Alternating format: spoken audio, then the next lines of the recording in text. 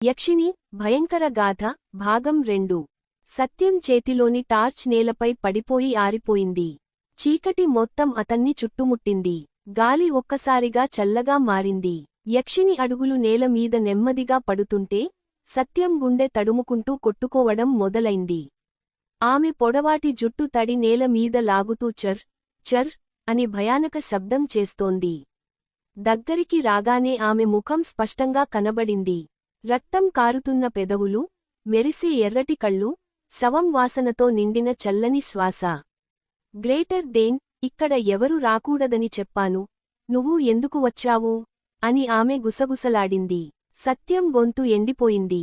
కదలాలనుకున్నా కాళ్లు కదల్లేదు. ఒక్కసారిగా గాలి ఒక తుఫానులా వీచింది. ఆ గుడి తలుపు వెనుకనుంచి బావి లోతులాంటి అరుపు వినిపించింది. యక్షిణి తన పొడవాటి గోళ్లతో నేలమీద వ్రాసినప్పుడు రాళ్లు చెదిరిపోయాయి. గ్రేటర్ దేన్, నా గుహలోకి వచ్చావు, ఇప్పుడు వెళ్లడం సాధ్యం కాదు అని ఆమె తల వంచి భయంకరంగా నవ్వింది. సత్యం వెనక్కి తిరిగి పరుగెత్తాలనుకున్నాడు. కాని గుడి బయటికి వెళ్లే మార్గం ఒక్కసారిగా మాయమైపోయింది. రాతి గోడలు కదిలి, కొత్త గది లాంటి లోపలి దారులు ఏర్పడ్డాయి. అతను భయంతో లోపలికి అడుగు వేశాడు. అక్కడ చీకటిలో వందలాది తలలు గాల్లో వేలాడుతున్నాయి. వాటిలో ప్రతి ఒక్కటి కళ్ళు తెరిచి ఉన్నాయి. ఎవరో తమ రహస్యం చెబుతున్నట్టు ఆ తలలు గుసగుసలాడుతున్నాయి. గ్రేటర్ దేన్, ఇక్కడికి వచ్చినవాళ్లు ఎవరూ తిరిగి వెళ్లరు. ఆమెను చూసినవాళ్లు జీవించి ఉండరు.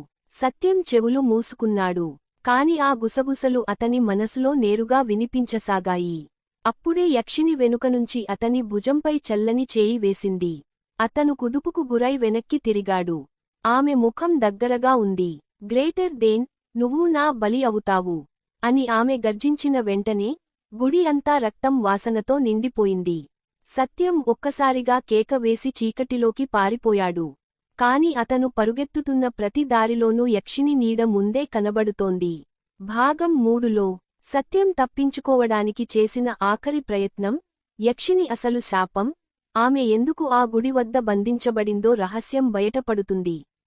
కుడి చూపుడు వేలు. నేను భాగం 3ను ఇంకా ఎక్కువ టెన్షన్, మరింత భయానకంగా రాయమంటారా?